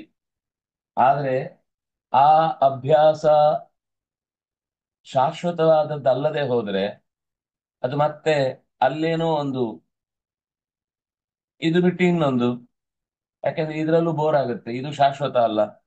ಈಗ ಸದ್ಯಕ್ಕೆ ತಪ್ಪಿಸ್ಲಿಕ್ಕೆ ನಮಗೆ ಒಂದ್ ಕಡೆಯಿಂದ ಇನ್ನೊಂದ್ ಕಡೆಗೆ ನಾವು ಹಾರಿಸ್ಬಹುದು, ಮನಸ್ಸನ್ನ ಡೈವರ್ಟ್ ಮಾಡ್ಬೋದು ಬೇರೆ ಕಡೆಗೆ. ಸದ್ಯಕ್ಕೆ ಯಾವುದೋ ಒಂದು ಕೆಟ್ಟ ಆ ದೃಶ್ಯಗಳ ವೀಕ್ಷಣೆಯಿಂದ ಇನ್ಯಾವುದೋ ಸಿನಿಮಾಗಳಿಗೋ ಇನ್ನೇನು ಅವನು ಇಷ್ಟಪಡ್ತಾನೋ ಅಂತದ್ದಕ್ಕೆ ಮನಸ್ಸನ್ನ ಡೈವರ್ಟ್ ಮಾಡಬಹುದು. ಅದು ತತ್ಕಾಲದ ವಿಶ್ರಾಂತಿ ಹೌದು. ಆದ್ರೆ ಮನಸ್ಸಿಗೆ ಮತ್ತೆ ಯೋಚನೆ ಹತ್ತತ್ತೆ. ಇದ್ರಲ್ಲೂ ಕೂಡ ಬೋರಿಂಗ್ ಶುರುವಾಗುತ್ತೆ. ಆಗ ಅದು ಮತ್ತೊಂದ್ ಕಡೆಗೆ ಹೋಗ್ಲೇಬೇಕು ಅಂತ ಬಯಸುತ್ತೆ. ಆಗ ಅದು ಮತ್ತೆ ಹೋಗುವಾಗ ಒಳ್ಳೇದಕ್ಕೆ ಹೋಗುತ್ತೆ ಅಂತ ಹೇಳಿಕ್ ಬರುದಿಲ್ಲ. ಶಾಶ್ವತವಾದ ಸತ್ಯ ಅಲ್ಲದೆ ಹೋದಾಗ ಅದು ಸ್ಥಳ ಚೇಂಜ್ ಮಾಡ್ತಾನೆ ಇರುತ್ತೆ. ಚೇಂಜ್ ಮಾಡಿದಷ್ಟು ನಮ್ಗೆ ಅಪಾಯ ಜಾಸ್ತಿ. ಯಾಕೆಂದ್ರೆ ಮತ್ತು ಚಾಂಚಲ್ಯ ಇನ್ನೂ ಹೆಚ್ಚುವುದರಿಂದ ಒಂದು ಕಡೆಗೆ ನಿಶ್ಚಯವಾಗಿ ಅದನ್ನು ಉಳಿಸಿಕೊಳ್ಳುವುದೇ ಕಷ್ಟ ಆಗ್ಬಿಡುತ್ತೆ. ಅದನ್ನಾಗಿ ತಕ್ಷಣಕ್ಕೆ ಅದಕ್ಕೊಂದು ನೆಲೆ ಕಲ್ಪಿಸುವುದಕ್ಕಾಗಿ ಅದರ ದುರುದ್ದೇಶಗಳ ದಾರಿಯನ್ನು ತಪ್ಪಿಸುವುದಕ್ಕಾಗಿ ಒಂದು ಡೈವರ್ಟ್ ಮಾಡಬಹುದು. ಆದ್ರೆ ಆದಷ್ಟು ಅದಕ್ಕೆ ಆತ್ಮನ್ಯೇವ ಅಂತ ಶಬ್ದ ಬಳಸಿದ್ರು. ಈ ಕೊನೆಗೆ ಏನಾದ್ರೂ ಕೂಡ ನಿನ್ನ ಅಂತರಂಗದ ಸತ್ಯವನ್ನ ನೀನು ಹುಡುಕಾಡುತ್ತೇನೆ ಅಂತ ಹೊರಡದೆ ಹೋದ್ರೆ, ಪ್ರಾಪಂಚಿಕವಾಗಿ ನೀನು ಈ ಶರೀರದ ಲಾಭಕ್ಕಾಗಿ ಲೋಭಕ್ಕಾಗಿ ಪ್ರಯತ್ನ ಪಟ್ಟು ಅದರ ನಿಯಂತ್ರಣಕ್ಕೆ ನೀನು ತೊಡಗ್ತಿ ಅಂತ ಆದಾಗಲೆಲ್ಲ ಒಂದೋ ಸಂಪತ್ತಿನ ಬೆನ್ನ ಹಿಂದೆ, ಒಂದೋ ಅಧಿಕಾರದ ಬೆನ್ನ ಹಿಂದೆ, ಒಂದೋ ಕೀರ್ತಿಯ ಬೆನ್ನ ಹಿಂದೆ, ಒಂದೋ ತನ್ನ ವೈಭೋಗದ ಆ ಏನು ಕಾಣಿಸಿಕೊಳ್ಳುವುದು ಅನ್ನುವುದರ ಮುಂದೆ ನೂರು ದಾರಿಗಳಿವೆ. ಯಾವ್ದಕ್ಕೆ ಬೇಕು ಬದುಕ್ತೇವೆ ಅಂತ ಅನ್ನೋದ್ರಲ್ಲಿ 100 ದಾರಿಗಳಿವೆ. ಆ 100 ದಾರಿಗಳಲ್ಲಿ ಯಾವುದು ಅತ್ಯಂತ ಸಮರ್ಪಕ ಮತ್ತು ಶಾಶ್ವತ ಅನ್ನೋದನ್ನ ಗಮನಿಸದೆ ಹೋದ್ರೆ ಅದು ಹಿಂದಿನ ಕೆಟ್ಟ ಸಂಸ್ಕಾರವನ್ನ ಉಳಿಸ್ಕೊಂಡು ಕೆಲವೊಂದ್ ಸರ್ತಿ ಇದಕ್ಕಿಂತ ಅದೇ ಬೆಟರ್ ಅಂತ ವಾಪಸ್ ಮತ್ತೆ ದುರುದ್ದೇಶದ ದಾರಿಯನ್ನೇ ಕಟ್ಟಿ ಹಿಡ್ಕೊಂಡ್ಬಿಡುತ್ತೆ. ಲಾಭ ಯಾವ್ದ್ರಲ್ಲಿ ಇದೆ ನೋಡುತ್ತೆ, ಜನ ಯಾವ್ದಕ್ ಮರ್ಯಾದೆ ಕೊಡುತ್ತೆ ಅನ್ನೋದನ್ನ ಗಮನಿಸುತ್ತೆ. ತಕ್ಷಣಕ್ಕೆ ತಾತ್ಕಾಲಿಕವಾದ ಸೌಖ್ಯಗಳು ಯಾವ್ದ್ರಲ್ಲಿ ಒದಗುತ್ತೆ ಅನ್ನೋದನ್ನ ಮನಸ್ಸು ಹಿಡಿಲಿಕ್ಕೆ ಶುರು ಮಾಡುತ್ತೆ. ಹೀಗೆ ಅದಕ್ಕೊಂದು ಬೇರೆ ದಾರಿ ಸಿಗ್ಲಿಕ್ಕೆ ಶುರುವಾದ್ರೆ ಆಮೇಲೆ ಅದನ್ನ ನಿಯಂತ್ರಿಸುವುದು ಕಷ್ಟ ಆಗುತ್ತೆ. ಅದಕ್ಕೋಸ್ಕರ ತತ್ವದ ಕಡೆಗೆ, ಸತ್ಯದ ಕಡೆಗೆ, ಸತ್ವದ ಕಡೆಗೆ ನಿರಂತರ ಅದಕ್ಕೊಂದು ಸ್ಪರ್ಶ ಇರುವಂತಾದ್ರೆ ಅದರಲ್ಲಿ ಕೊನೆ ಇಲ್ಲ. ಅದು ತಿಳಿದಷ್ಟು ಅಗಾಧವಾದ ಪ್ರಪಂಚದ ಕಡೆಗೆ ಮನಸ್ಸನ್ನ ಎಳ್ಕೊಂಡು ಹೋಗುತ್ತೆ. ಅಗಾಧ ಪ್ರಪಂಚ ಅಂತಂದ್ರೆ ಪ್ರಪಂಚವೇ ಅಗಾಧ, ಇದು ಅದಕ್ಕಿಂತಲೂ ಅಗಾಧವಾದ. ಯಾಕೆಂದ್ರೆ ಅಗಾಧವಾದ ಪ್ರಪಂಚವನ್ನ ನಿರ್ಮಾಣ ಮಾಡಿದ ಶಕ್ತಿ ಈ ಪ್ರಪಂಚವೇ ಇಲ್ಲದೆ ಇದ್ದಾಗ್ಲೂ ಇದ್ದು ಮತ್ತಷ್ಟು ನೂರಾರು ಸಾವಿರಾರು ಹಿಂದಿನ ಸೃಷ್ಟಿ ಪ್ರಪಂಚವನ್ನ ನಡೆಸು ತೋರಿ ಜೀವಗಳಿಗೆ ಇಷ್ಟು ಸಹಾಯಕ ಶಕ್ತಿಯಾಗಿ ನಿಂತಿರುವುದರ ಬಗ್ಗೆ ಕುತೂಹಲ ಒಮ್ಮೆ ಹುಟ್ಟಿದ್ರೆ ಮನಸ್ಸಿಗೆ ಎಲ್ಲೋ ಒಂದ್ ಕಡೆ ಆತುಕೊಂಡೇ ಇರಬೇಕು ಅನ್ನೋ ನಿಯಮಕ್ಕೆ ಆತುಕೊಳ್ಳಿಕ್ಕೆ ಇನ್ನೊಂದು ಜಾಗ ಸಿಕ್ಕಿತು ಅಂತಾದಾಗ ನಾವು ಬಚಾವಾಗ್ತೀವಿ. ನಾವು ತಪ್ಪಿಸಿಕೊಳ್ಳುವ ದಾರಿ ಅಥವಾ ಆ ಸಮಸ್ಯೆಯ ಸುಳಿಯಿಂದ ಪಾರಾಗುವುದು ಸುಲಭ ಆಗುತ್ತೆ. ಹಾಗಾಗಿ ಈಗಾಗಲೇ ಸಿದ್ಧಿಯನ್ನ ಪಡೆದವರಿಗೆ ಮನಸ್ಸನ್ನ ನಿಯಂತ್ರಿಸಿಕೊಳ್ಳಿಕ್ಕೆ ಕೆಲವೊಂದ್ ಸರ್ತಿ ಅವರು ಪೂರ್ವ ಜನ್ಮದಲ್ಲಿ ತುಂಬಾ ಪ್ರಯತ್ನ ಪಟ್ಟಿರ್ತಾರೆ. ಅದರಿಂದಾಗಿ ಕೆಲವೊಂದ್ ಸರ್ತಿ ಅವರು ನಮ್ಗೆ ಕಾಣುತ್ತೆ ಅದು ಹೇಗೆ ಅವರು ಅಷ್ಟು ಸುಲಭವಾಗಿ ಒಂದ್ ವಿಷಯ ಬೇಡ ಅಂತ ಹೇಳಿದ ತಕ್ಷಣ ಅದನ್ನ ಬಿಟ್ಟು ಬೇರೆ ಕಡೆಗೆ ಸ್ವಿಚ್ ಆಗ್ತಾರೆ. ಈ ಕಡೆಗೆ ಏನೋ ಒಂದಿರುತ್ತೆ, ಕೂಡ್ಲೆ ಇನ್ನೊಂದು ಹೊಸ ವಿಷಯದಲ್ಲಿ ಅಷ್ಟೇ ಆಸಕ್ತಿಯಿಂದ ಹಳೆಯ ಎಲ್ಲ ದುರ್ಘಟನೆಗಳನ್ನ ಮರೆದು ಆರಾಮವಾಗಿ ಹೊಸ ಪ್ರಪಂಚದಲ್ಲಿ ಆ ಹಿಂದಿನದಕ್ಕೆ ಎಲ್ಲೂ ಕೂಡ ಆ ಮತ್ತೆ ಜಾರದೆ ಮುಂದುವರೆದುಕೊಂಡು ಹೋಗ್ಬಿಡ್ತಾರೆ. ಅದು ಹೇಗಾಯ್ತು, ಅವ್ರಿಗೆ ಯಾಕಾಗತ್ತೆ, ನಮ್ಗೆ ಯಾಕೆ ಆಗಲ್ಲ ಅನ್ನುವ ಪ್ರಶ್ನೆಗಳು ಕೆಲವೊಂದ್ ಸರ್ತಿ ಮೂಡುತ್ತೆ. ಅದು ಒಂದು ಸಲದ್ದಲ್ಲ ಪ್ರಯತ್ನ, ಹಲವಾರು ಪ್ರಯತ್ನಗಳಿರುವುದರಿಂದ ಈಗ ಅದು ಫಲಿಸ್ತಾ ಇರುತ್ತೆ. ಈಗ ಅದು ಮನಸ್ಸಿನ ನಿಯಂತ್ರಣ ಅನ್ನೋದು ಸುಲಭ ಆಗುತ್ತೆ. ಅನ್ನೋದು ಇದು ಯೋಗ ಸಾಧಕರಾಗಿ ಈಗ ಹೊರಟವರಿಗೆ ಇಷ್ಟು ವಿಷಯ ಡೀಟೇಲ್ ಆಗಿ ಹೇಳಬೇಕಾಯ್ತು. ಯಥೋ ಯಥೋ ನಿಶ್ಚರತಿ ಅಂತ ಎಲ್ಲೆಲ್ಲಿ ಓಡುತ್ತೋ ಅಲ್ಲೆಲ್ಲ ಕಡೆ ನೀನಾದ್ರೆ ಹಿಂದೆ ಓಡಿ ಸ್ವಲ್ಪ ದೂರ ಬಿಡು, ಸ್ವಾತಂತ್ರ್ಯ ಕೊಡು, ಯೋಚನೆ ಮಾಡು.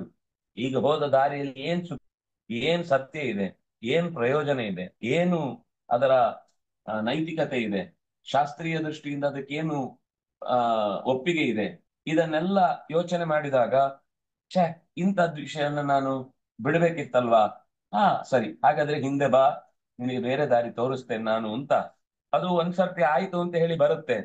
ಆಯ್ತು ಅಂತ ನಮ್ಮ ಹಿಂದೆ ನಾವು ಆಯ್ತು ಅದು ಬರ್ತಾ ಇದೆ ಅಂತ ಅನ್ಕೊಂಡು ನಾವು ಸೀದಾ ವಾಪಸ್ ಬಂದ್ರೆ ಅದು ಇನ್ನೆಲ್ಲೋ ಮತ್ತೆ ಓಡಿರುತ್ತೆ. ಎಷ್ಟು ಕಡೆ ಓಡುತ್ತೋ ಅಷ್ಟು ಕಡೆನೂ ಸಿಟ್ಟು ಮಾಡ್ಕೊಳ್ಳದೆ. ಸಮಸ್ಯೆ ಏನು ಅಂದ್ರೆ ನಾವು ವಶಪಡಿಸಿಕೊಳ್ಳಿಕ್ಕೆ ಕೂಡ್ತೇವೆ ಅಂತ ಅಂದಾಗಲೆಲ್ಲ ಅದು ನಮ್ಮನ್ನು ಚೆನ್ನಾಗಿ ಚಳ್ಳೆ ಹಣ್ಣು ತಿನ್ನಿಸಿ ಆಟ ಆಡಿಸ್ಬಿಡುತ್ತೆ.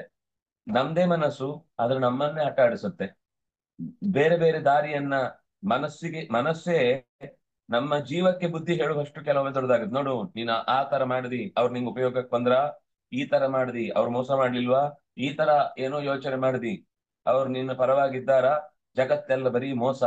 ನೀನ್ ಎಷ್ಟು ನ್ಯಾಯವಾಗಿ ಬದುಕಲಿಕ್ಕೆ ಪ್ರಯತ್ನ ಪಡ್ತೀಯೋ ಅಷ್ಟಷ್ಟು ನಿನ್ನನ್ನು ಕೂಡ ಅದು ಅನ್ಯಾಯ ಮಾಡ್ಲಿಕ್ಕೆ ನೋಡ್ತಾ ಇರುತ್ತೆ ಅಂತ ಲೋಕದ ಅನೇಕ ದೃಷ್ಟಾಂತಗಳಿಂದ ನಾವು ನಂಬಿ ಹೊರಟಂತಹ ಸಂಗತಿಯನ್ನೇ ಅಲ್ಲಗಳೆಯುವ ಅಥವಾ ಅದರ ಬುಡವನ್ನೇ ಅಲ್ಲಾಡಿಸುವಂತಹ ಯೋಚನೆಗಳು ಮತ್ತೆ ಹೊರಡುತ್ತೆ.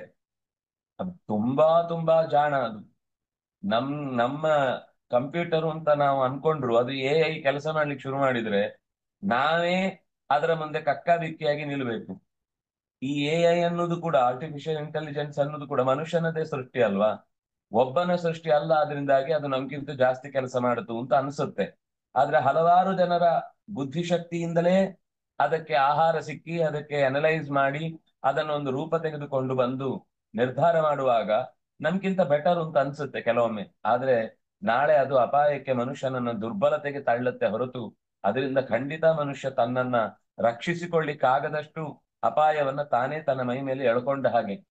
ಅದರಿಂದ ಕೆಲವೊಮ್ಮೆ ಒಳ್ಳೆ ಕೆಲಸ ಆಗಬಹುದು. ಅಂದ್ರೆ ಲೋಕದ ದೃಷ್ಟಿಯಿಂದ ಆಗುವ ಅವು ಆ, 10 ಜನ ಮಾಡುವ ಕೆಲಸವನ್ನ 10 ನಿಮಿಷದಲ್ಲಿ ಬೇರೆ ಏನೂ ಕಷ್ಟಪಡದೆ ನಮಗದು ಉತ್ತರ ಕೊಟ್ಟು ಅಥವಾ ನಮ್ಮ ಸಮಸ್ಯೆಗಳನ್ನ ಆ ಸಾಲ್ವ್ ಮಾಡುವಂತಹ ರೀತಿಯ ಅನುಕೂಲತೆಗಳು ಉಂಟಾಗಬಹುದು. ಆದ್ರೆ ನಮ್ಮ ಮನಸ್ಸು ಎಷ್ಟು ದುರ್ಬಲ ಆಗ್ತಾ ಹೋಗುತ್ತೆ ಅಂದ್ರೆ ನಾವು ಆಮೇಲೆ ಯೋಚಿಸ್ಲಿಕ್ಕೆ ಶಕ್ತರಲ್ಲ. ಅದು ಯಂತ್ರ, ನಿಜವಾಗಿ ಯಂತ್ರದ ಕೆಲಸ ಮಾಡಬೇಕು. ಅದು ಮನುಷ್ಯನ ತರ ವರ್ತಿಸ್ಲಿಕ್ಕೆ ಅಧಿಕಾರ ಚಲಾಯಿಸುತ್ತೆ. ಮನುಷ್ಯ ಅಧಿಕಾರ ಚಲಾಯಿಸಿ ವಿವೇಕದಿಂದ ಸರಿ ತಪ್ಪುಗಳನ್ನು ಆಲೋಚನೆ ಮಾಡಿ ನಿರ್ಧಾರ ಮಾಡಬೇಕಿತ್ತು. ಅವನು ಯಂತ್ರದ ತರ ಆಗಿ ಯಂತ್ರದ ಆದೇಶಕ್ಕೆ ಒಳಗಾಗಿ ತನ್ನ ಜೀವನದ ಪರ್ಪಸ್ ಅನ್ನೇ ಮರ್ತು ಬಿಡ್ತಾನೆ ಅಥವಾ ಕಳ್ಕೊಳ್ತಾನೆ ಅಥವಾ ದಾರಿ ತಪ್ಪಿ ಎಲ್ಲೋ ಅನರ್ಥದ ಮಹಾ ಗೊಂದಲದಲ್ಲಿ ಬಿದ್ದು ಹೋಗ್ತಾನೆ.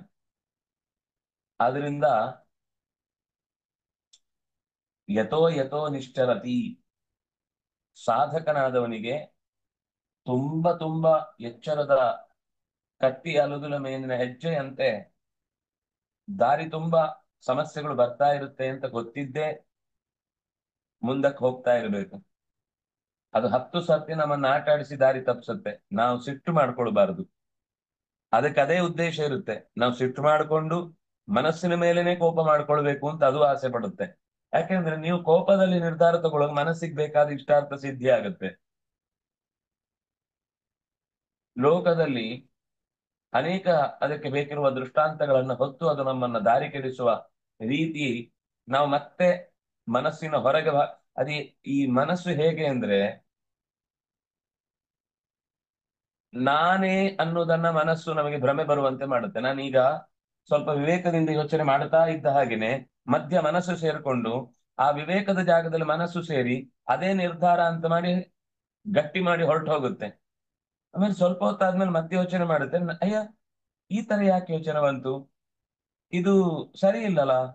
ಅಂದ್ರೆ ನಾವು ಮನಸ್ಸಿನಿಂದ ಬೇರೆಯಾಗಿ ಯೋಚಿಸುವಾಗ ಮತ್ತೊಂದ್ ಸರ್ತಿ, ಯಾಕಂದ್ರೆ ಜೀವಕ್ಕೊಂದು ಮನಸ್ಸಿದೆ, ಜೈವಿಕವಾದ ಮನಸ್ಸು ಒಂದಿದೆ, ಭೌತಿಕವಾದ ಮನಸ್ಸು ಒಂದಿದೆ.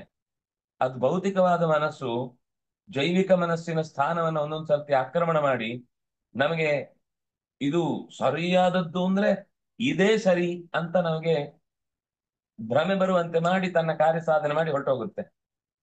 ಅದು ಯಂತ್ರ ಕೆಲಸ ಮಾಡಿದ್ದೋ ನಾನ್ ಕೆಲಸ ಮಾಡಿದ್ದೋ ಅಂತ ಗೊತ್ತಾಗದಷ್ಟು ಅಂತರವನ್ನ ಅದು ಕಾಪಾಡಿಕೊಳ್ಳುತ್ತೆ.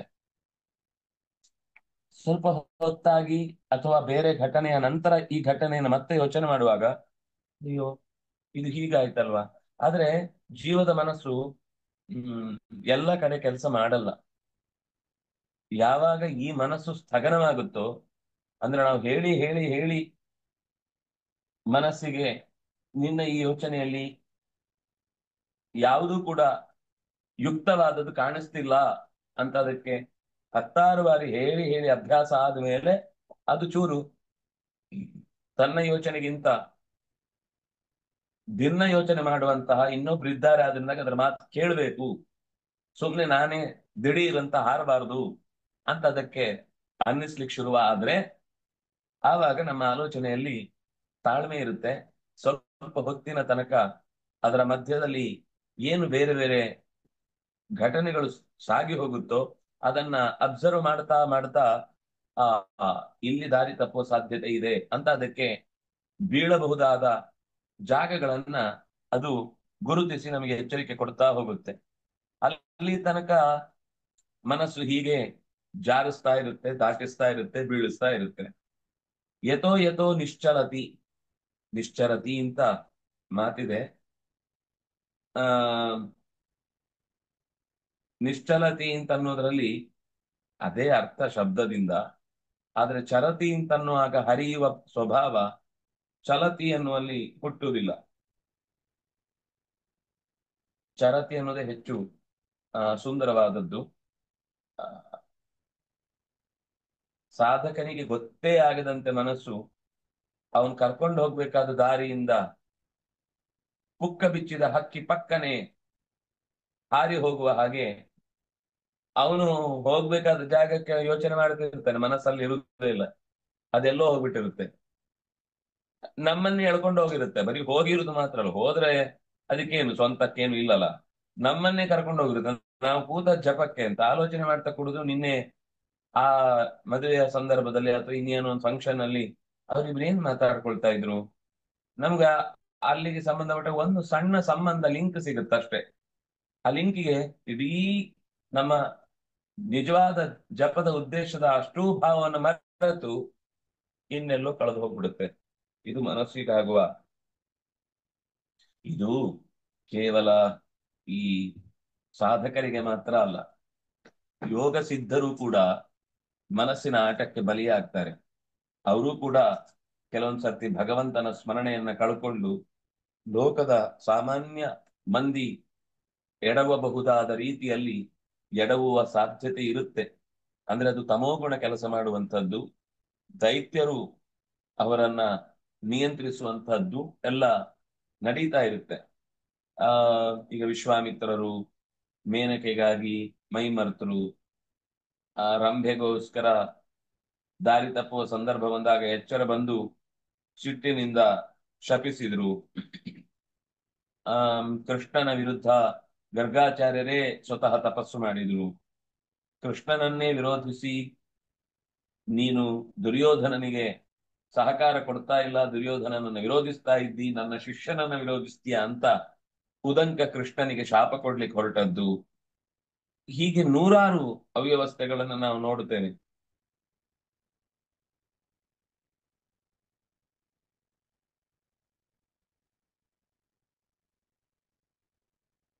ಇಂದ್ರ ತನ್ನ ಹೆಸರಿನ ಯಾಗವನ್ನ ಮಾಡ್ಲಿಲ್ಲ ಅನ್ನುವ ಕಾರಣ ಕೃಷ್ಣನ ವಿರುದ್ಧ ನಿಂತ ಕಥೆ ಗೊತ್ತಿದೆ. ಆ ಪಾರಿಜಾತದ ಗಿಡವನ್ನ ಕೃಷ್ಣ ಹೊತ್ತು ತರುವಾಗ ಇದೇ ದೇವತೆಗಳು ಕೃಷ್ಣನಿಗೆ ವಿರುದ್ಧವಾಗಿ ನಿಂತು ಯುದ್ಧ ಮಾಡುವಂತಹ ಪ್ರಸಂಗ ಬಂತು. ಎಷ್ಟಿದೆ, ಕೃಷ್ಣನ ಚಕ್ರದಿಂದಲೇ ಎಲ್ಲರನ್ನ ಕೊಂದು ಬಿಡುತ್ತೇನೆ, ಸ್ವತಃ ಕೃಷ್ಣನನ್ನೇ ಕೊಂದು ಬಿಡುತ್ತೇನೆ ಅಂತ ಅಶ್ವತ್ಥಾಮನು ಕೂಡ ಪ್ರಯತ್ನ ಮಾಡಿದ್ದ.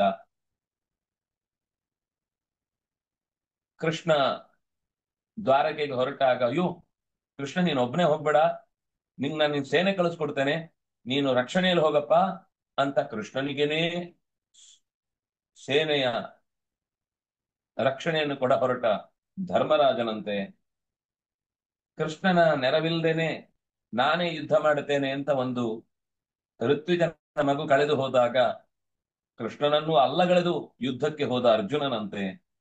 ಎಷ್ಟು ಬೇಕು, ಎಷ್ಟು ಬೇಕು, ತಿಳಿದವರೇ ಮನಸ್ಸಿನ ಆಟೋಪಕ್ಕೆ ಬಲಿಯಾದವರಿದ್ದಾರೆ.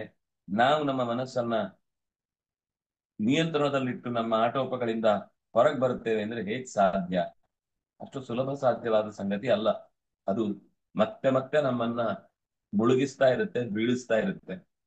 ಆದ್ರಿಂದಾಗಿ ನಾವು ದೇವರ ಹತ್ರ ಪ್ರಾರ್ಥನೆ ಮಾಡಿಯೇ ಮನಸ್ಸಿಗೊಂದು ಸರಿಯಾದ ನೆಲೆಯನ್ನು ಕಲ್ಪಿಸಪ್ಪ ಅಂತ ಕೇಳುವುದಕ್ಕೋಸ್ಕರ ಅದು ಹೋದ ಜಾಗದ ಹಿಂದೆಯೇ ಓಡುತ್ತಾ ಓಡುತ್ತಾ ಓಡುತ್ತಾ ಸಿಟ್ಟು ಮಾಡಿಕೊಳ್ಳದೆ ಅದನ್ನ ಮತ್ತೆ ಅಲ್ಲಿಂದ ವಾಪಸ್ಸು ಕರೆತಂದು ನಮಗೆ ಎಲ್ಲಿಗೆ ಬೇಕು, ಯಾವ ವಿಷಯದಲ್ಲಿ ನಾವು ಮನಸ್ಸಿಗೆ ಟ್ರೈನ್ ಮಾಡಬೇಕು, ಈ ವಿಷಯದ ಬಗ್ಗೆ ನೋಡಪ್ಪ, ಇದು ಹೀಗಿದೆ, ಈ ವಿಷಯದ ಬಗ್ಗೆ ಚಿಂತಿಸಪ್ಪ, ಇದರಿಂದ ಇಂಥ ಲಾಭ ಇದೆ ಅನ್ನುವುದನ್ನೆಲ್ಲ ಕಾಮ ಕ್ರೋಧ ಲೋಭ ಮೋಹ ಅಹಂಕಾರ ಮಮಕಾರಗಳಿಂದ ಮನುಷ್ಯ ದಾರಿ ತಪ್ಪುವುದು ಅಂತ ತಿಳಿದ ಮೇಲೆ ಆ ಕೆಲಸ ಹೇಗಾಗುತ್ತೆ, ಅಹಂಕಾರ ಮಮಕಾರಗಳ ಕೆಲಸ ಹೇಗಾಗುತ್ತೆ ಅನ್ನೋದನ್ನು ಯೋಚಿಸಿ ಮನಸ್ಸನ್ನು ಅದರಿಂದ ಹಿಂದೆ ತರಬೇಕು.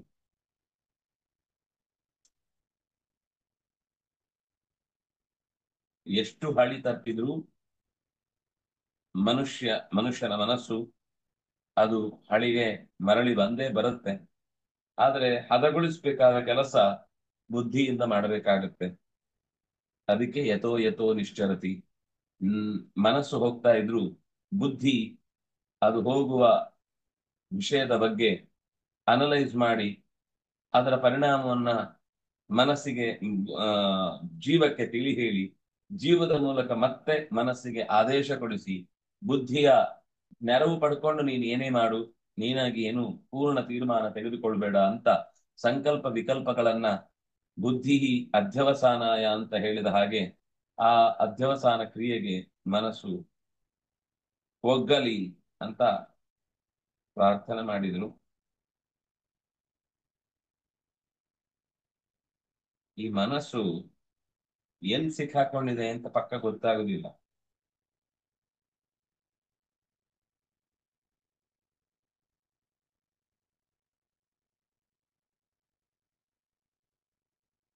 ಹ್ಮ್ ಒಟ್ಟಂತೂ ಮನಸ್ಸಿನ ಬಗ್ಗೆ ಇನ್ನೊಂದ್ ಎರಡು ಮಾತು ಹೇಳಿದ್ದಾರೆ ಅಲ್ಲಿ. ತತಸ್ತತೋ ನಿಯಮೇತ ತನ್ವಲ್ಲೂ ಕೂಡ ಆ ವಿರುಕ್ತಿ ಅಂತ ಅನ್ನೋದು ಆ, ಒಂದೇ ಪದ ಅಂತ ತಿಳಿಸ್ಲಿಕ್ಕೆ ಅದು ಅನುಕೂಲವಾಗುವಂತದ್ದು. ಎಲ್ಲಿಗ್ ಬೇಕಾದ್ರೂ ಮನಸ್ಸು ಹೋಗ್ಲಿ, ಅದು ಒಂದೋ ರಜಸ್ಸು ಒಂದೋ ತಮಸ್ಸು, ಈ ಎರಡರ ಪ್ರಭಾವಕ್ಕೊಳಗಾಗಿ ಬೇಡಿಕೆಗಳಿಗೆ ವಿಚಲಿತವಾದಾಗ ರಜೋಗುಣದಲ್ಲಿರುತ್ತೆ, ಅಹಂಕಾರದಿಂದ ವಿಚಲಿತವಾದಾಗ ನಾನೇ ಅಂತ ಅಂಡರ್ಲೈನ್ ಬಂದಾಗ ತತಸ್ತತಃ ಅನ್ನೋ ಶಬ್ದ ಪಂಚಮಿ ವಿಭಕ್ತಿಯನ್ನು ಹೇಳುತ್ತೆ. ಯತಃ ಯತಃ ಅನ್ನೋದು ಸಪ್ತಮಿ ಅರ್ಥದಲ್ಲಿ ತಸ್ ಪ್ರತ್ಯಯ, ತತಃ ತತಃ ಅನ್ನುವಲ್ಲಿ ಪಂಚಮಿ ಅರ್ಥದ ತಸು ಪ್ರತ್ಯಯ ಅಂತ ನಮಗೆ ಅರ್ಥ ಆಗುತ್ತೆ. ತತಃ ಅಲ್ಲಿಂದ ನಿಯಮ್ಯ, ಅಲ್ಲಿಂದ ಅದನ್ನ ಕರೆತಂದು ಅದು ಎಲ್ಲಿ ತಲೆಮರೆಸಿಕೊಂಡಿದೆಯೋ ನಮ್ಮ ಕೈಗೆ ಸಿಗದೆ, ನಮ್ಗೆ ವಿಳಾಸ ಹೇಳದೆ ವಾಪಸ್ ತರುವುದು ಅನ್ನುವುದು ತುಂಬಾ ಕಷ್ಟದ ಕೆಲಸ. ಅದು ಯಾವ ಕಡೆಗೆಲ್ಲ ಹೋಗುತ್ತೋ ಅದು ಎಲ್ಲಿಗೆ ಬೇಕಾದ್ರೂ ಹೋಗ್ಲಿ, ಸಾತ್ವಿಕವಾದ ಮನಸ್ಸು ಆ ಒಂದೊಂದ್ ಸರ್ತಿ ತಮಸ್ಸಿನ ಪ್ರಭಾವಕ್ಕೊಳಗಾಗುತ್ತೆ, ಒಂದೊಂದ್ ಸರ್ತಿ ರಜಸ್ಸಿನ ಪ್ರಭಾವಕ್ಕೊಳಗಾಗುತ್ತೆ. ಯಾಕಂದ್ರೆ ಅದು ಸಹಜ ಅಲ್ವಾ, ಮಮಕಾರ ಅಹಂಕಾರ ಕ್ರೋಧ ಇದು ತಮೋ ಗುಣದ ಸಹಜ ಪ್ರಭಾವಗಳು. ವಿಷಯಗಳು ಸಾವಿರಾರಿದೆ, ಆದ್ರೆ ಅದು ಎಷ್ಟು ವಿಷಯಗಳು ಸಾರಿದ್ರು ಅದು ಎರಡು ಮುಖಗಳಲ್ಲಿ ತೆರ್ಕೊಳ್ಳುತ್ತೆ, ಒಂದೋ ರಜಸ್ಸಿನ ಮೂಲಕ ಒಂದೋ ತಮಸ್ಸಿನ ಮೂಲಕ. ಹಾಗಾಗಿ ಎರಡು ಮುಖಗಳಿಂದ ವಾಪಸ್ ತರಬೇಕು ಅಂತ ಹೇಳಲಿಕ್ಕೂ ತತಃ ತತಃ ಅನ್ನೋ ಶಬ್ದವನ್ನು ಬಳಸಿದ ಹಾಗೆ ನಮಗೊಂದು ಎಲ್ಲೆಲ್ಲಿ ಬೇಕಾದ್ರೂ ಹೋಗ್ಲಿ ಅದು ಇದೇ ಎರಡರಲ್ಲಿ ಇರುತ್ತೆ, ಒಂದು ರಜಸ್ಸಿನಲ್ಲಿ ಇರುತ್ತೆ, ಒಂದು ತಮಸ್ಸಿನಲ್ಲಿ ಇರುತ್ತೆ. ರಜಸ್ಸಿನಲ್ಲಿ ಹೋಗಿ ಕೂತಿದ್ರೆ ಅಲ್ಲಿಂದ ತರಬೇಕು, ತಮಸ್ಸಿನಲ್ಲಿ ಹೋಗಿ ಕೂತಿದ್ರೆ ಅದರ ಕಿವಿ ಹಿಂಡಿ ನೀನ್ ಇಲ್ಲಿ ಇರ್ಬೇಕಾದ್ದಲ್ಲ ಬಾಯ್ಲಿ ಅಂತ ಕರ್ಕೊಂಡು ಬಂದು ನಿಧಾನಕ್ಕೆ, ಕಿವಿ ಹಿಂಡುವುದು ಅಂತ ನಾನು ಸುಮ್ಮನೆ ಶಬ್ದ ಪ್ರಯೋಗ ಮಾಡಿದೆ, ಎಚ್ಚರಿಸಿ ಭಗವಂತನಲ್ಲಿಗೆ ಅದನ್ನ ತಂದು ನಿಲ್ಲಿಸ್ಬೇಕು, ಅಂದ್ರೆ ತಿಳಿ ಹೇಳಬೇಕು ಅಂತ ಹೇಳಿದ್ವಿ. ಇದು ಮನಸ್ಸಿನ ಒಂದು ಸಹಜವಾದ ಚಾಂಚಲ್ಯ ಅನ್ನುವ ಸ್ವಭಾವ ಏನಿದೆ ಇದರ ವಿರುದ್ಧ ಹೋರಾಟ. ನಾವು ಈ ಪಂಪ್ ಅಲ್ಲಿ ನೀರೆತ್ತಿದ ಹಾಗೆ, ವಸ್ತುತಃ ನೀರಿಗೆ ಮೇಲ್ ಬರುವ ಶಕ್ತಿ ಇಲ್ಲ, ಆದ್ರೆ ಪಂಪ್ ಮಾಡುವಾಗ ಅದು ವಿರುದ್ಧ ದಿಕ್ಕಿಗೆ ಚಲಿಸಲೇಬೇಕಾಗುತ್ತೆ, ಯಾಕಂದ್ರೆ ಅಷ್ಟು ಶಕ್ತಿ ಬಳಸಿದ್ದಾದ್ರಿಂದ ಅದು ಮೇಲೆ ಬರುತ್ತೆ. ಚಂಚಲಂ ಹಿ ಮನಃ ಕೃಷ್ಣ ಅಂತ ಹಿಂದೆಯೂ ಬಂದಿತ್ತು, ಮನಶ್ಚಂಚಲಂ ಅಸ್ಥಿರಂ ಅನ್ನುವ ಮಾತನ್ನ ಇಲ್ಲೂ ಹೇಳ್ತಾ ಇದ್ದಾನೆ. ಅಸ್ಥಿರ ಅಂದ್ರೆ ಚಂಚಲ ಅಂತಾನೆ, ಅಥವಾ ಚಂಚಲ ಅಂದ್ರೆ ಅಸ್ಥಿರ ಅಂತಾನೆ. ಎರಡೆರಡು ಯಾಕೆ ಹೇಳ್ದ? ಇದು ನಿಜವಾಗಿಯೂ ಯೋಚನೆ ಮಾಡಬೇಕಾದ ವಿಷಯ. ಚಂಚಲ ಅಂದ್ರೆ ಚಲನಶೀಲ ಅಂತ ಅರ್ಥ, ನಿರಂತರ ಹೋಗ್ತಾ ಇರುತ್ತೆ, ಒಂದು ವಿಷಯದಿಂದ ಇನ್ನೊಂದು ವಿಷಯಕ್ಕೆ ಹಾರುತ್ತಾನೆ ಇರುತ್ತೆ. ಯಾಕೆ ಅಂದ್ರೆ ಅದಕ್ಕೊಂದು ಸ್ಥಿರವಾದ ಜಾಗ ಇಲ್ಲ. ಅದರಿಂದಾಗಿ ಛಲ. ಅದು ಸ್ಥಿರವಲ್ಲದೆ ಇರುವುದರಿಂದ ಛಲ. ಅಸ್ಥಿರ ಅಂದ್ರೂ ಒಂದು ಕಡೆ ಇಲ್ಲ ಅಂತಿದೆ. ಒಂದು ಜಾಗ ಇಲ್ಲ ಅದಕ್ಕೆ. ಒಂದು ನಿಖರವಾದ ಸ್ಥಳ ಮನಸ್ಸು ಎಲ್ಲಿರುತ್ತೆ ಅಂದ್ರೆ ಇಂತಹ ಜಾಗದಲ್ಲಿ ಇರುತ್ತೆ ಅಂತ ಅದಕ್ಕೊಂದು ನಿಖರವಾದ ನೆಲೆಮನೆ ಇಲ್ಲ. ಆದ್ರಿಂದ ಅದು ಒಂದೊಂದು ಕಡೆಗೆ ಓಡುತ್ತಾ ಇರುತ್ತೆ. ಹೀಗೆ ಸುಖವನ್ನು ಅರಸುವ ಹುಚ್ಚಿನಲ್ಲಿ ಸುಖ ಬೇಕು ಅಂತ ಬಯಸಿ ದುಃಖದ ಬಾವಿಗೆ ಹಾರಿ ಅಲ್ಲಿ ಸುಖವನ್ನು ಹುಡುಕ್ತಾ ಇರುತ್ತೆ. ಕೊನೆಗೆ ಸಿಕ್ಕಿದ ದುಃಖ ಆದ್ರಿಂದಾಗೆ ಆ ದುಃಖವನ್ನೇ ಸುಖ ಅನ್ಕೊಳ್ಳುತ್ತೆ ಕೆಲವು ಸಲ. ತಾತ್ಕಾಲಿಕವಾಗಿ ನಮಗೇನು ನಾವು ಇಷ್ಟಪಟ್ಟದ್ದಾಯ್ತು ಅನ್ನುವ ಭಾವನೆಯಿಂದ ಅದೇ ಸುಖ ಅಂತ ಅನ್ಕೊಂಡು ದುಃಖದ ಬಾವಿಯಲ್ಲೇ ಬಿದ್ದು ಆ ಅಮೃತದ ಬಾವಿಯಲ್ಲಿ ಇದ್ದೇನೆ ಅಂತ ತನಗೆ ತಾನೇ 16 ದಿವಸ ಹೇಳ್ಕೊಂಡು ಅದಕ್ಕೆ ಒಗ್ಗಿ ಬಿಡುತ್ತೆ. ವಸ್ತುತ ಅದು ಸುಖ ಆಗಿರಲ್ಲ, ನಮಗೆ ಗೊತ್ತಿರಲ್ಲ ಅಷ್ಟೇ. ಹಾಗಾಗಿ ದುಃಖವಿಲ್ಲದ ಸುಖ ಬೇಕು. ಅದು ಒಂದ್ 5-6 ದಿವಸ ಅದರಲ್ಲೇ ಒದ್ದಾಡ್ತಾ ಇರುತ್ತೆ, ಇದೇ ಸುಖ ಅನ್ಕೊಂಡು. ಆದ್ರೆ ಅದು ಆಮೇಲೆ ನಿಧಾನಕ್ಕೆ ಗೊತ್ತಾಗುತ್ತೆ, ನಾನು ಸುಖದಲ್ಲಿಲ್ಲ, ಸುಖದ ಭ್ರಮೆಯಲ್ಲಿ ನಾನು ಸುಖ ಅನ್ಕೊಂಡು ಬಿದ್ದಿದ್ದೇನೆ. ಈಗ ಕುಡಿಯುವವರಿಗೆ ಕುಡಿಯುವುದು ಸುಖ ಅನಿಸ್ತಿರುತ್ತೆ. ನಾನು ಬರೀ ಕೇವಲ ಒಂದು 4 ಜನರ ಜೊತೆಗೆ ಮಿಂಗಲಾಗುವಾಗ ಒಂದ್ ಸಣ್ಣ ಆ ಆ, ಪ್ರಮಾಣದ ಮದ್ಯವನ್ನು ಮಾತ್ರ ನಾನು ಸ್ವೀಕರಿಸುವುದು, ಅದೇನು ನಾನು ಮಾ ಬಿದ್ದು ಹೋಗುವ ಹಾಗೆ ನಾನು ತಗೊಳಲ್ಲ ಅಂತ. ಅದು ಚೂರೇ ಅಭ್ಯಾಸ ಆಗಿದ್ದು ಒಂದ್ ದಿವಸ ಬೇಸರ ಆದಾಗ ಅದೇ ಜಾಸ್ತಿ.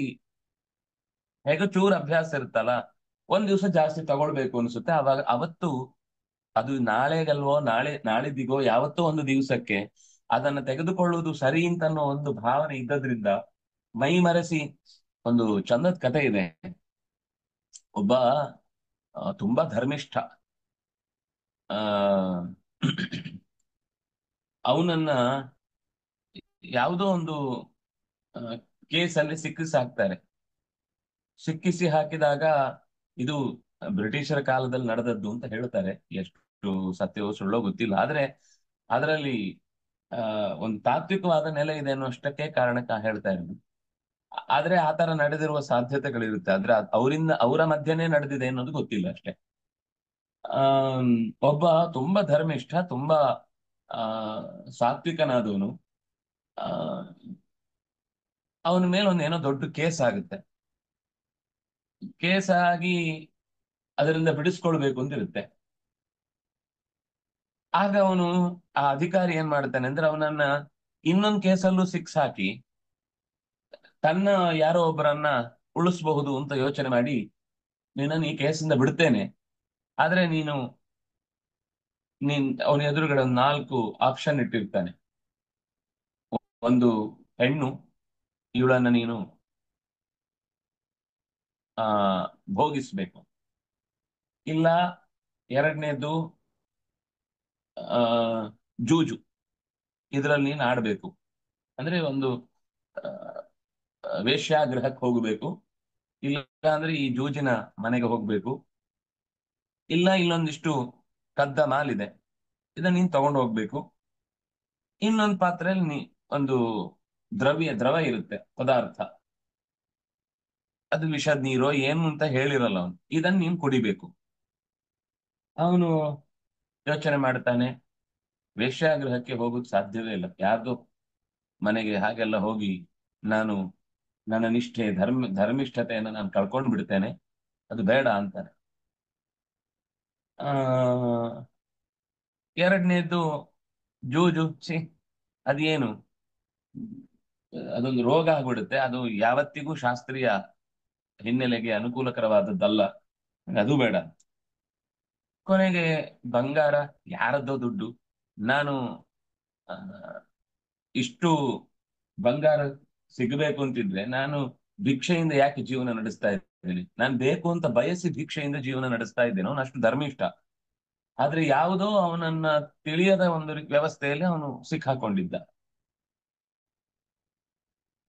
ಕೊನೆಯದ್ದು ನೋಡ್ದ, ಹೋದ್ರೆ ಪ್ರಾಣ ಹೋಗುತ್ತೆ ಅಷ್ಟೇ ತಾನೆ, ಇದನ್ನೇ ಕುಡಿದು ಬಿಡ್ತೇನೆ ಅಂತ ತೆಗೆದು ಕುಡಿದು ಬಿಟ್ಟ. ಕುಡಿದ್ರೆ ಸ್ವಲ್ಪ ಹೊತ್ತಿಗೆ ಆಗುವಾಗ ಅದು ಮತ್ತೇರಿತು. ವಸ್ತುತಃ ಅವನು ಇದೆಲ್ಲ ನಿಯಂತ್ರಣದಲ್ಲಿ ಇಟ್ಟುಕೊಂಡೇ ಬೇಡ ಅಂತ ಬಿಟ್ಟದ್ದು. ಮದ್ಯ ಯಾಕೆ ಪಾಪ ಅನ್ನುವ ಸಂಗತಿ ಬಂದಾಗ ಈ ಕಥೆಯನ್ನ ಯಾರೋ ಹೇಳಿದ್ವಿ. ಅದೇನ್ ಮಾಡುತ್ತೆ ಅಂದ್ರೆ ಅವನು ಕುಡಿದ ಮೇಲೆ ಆ ವೇಶ್ಯಾಗೃಹಕ್ಕೂ ಹೋಗಿ ಬರ್ತಾನೆ, ಜೂಜು ಆಡಿದ, ಬಂಗಾರವನ್ನು ತಗೊಂಡು ಹೊರಟೋದ. ಅವನು ಕೇಸ್ ಪೂರ್ತಿ ಫಿಕ್ಸ್ ಆಗೋಯ್ತು ಅವನ ಮೇಲೆ. ಅವನಿಗೆ ಜೀವನದ ಮುಂದೆ ಎಲ್ಲೂ ಹೊರಗೆ ಬರ್ಲಿಕ್ಕೆ ಇಲ್ಲ ಅಂತ ಅನ್ನೋ ರೀತಿ ಅವನನ್ನ ಸಿಕ್ಕಿಸಿ ಹಾಕಿದ್ರು ಅಂತ.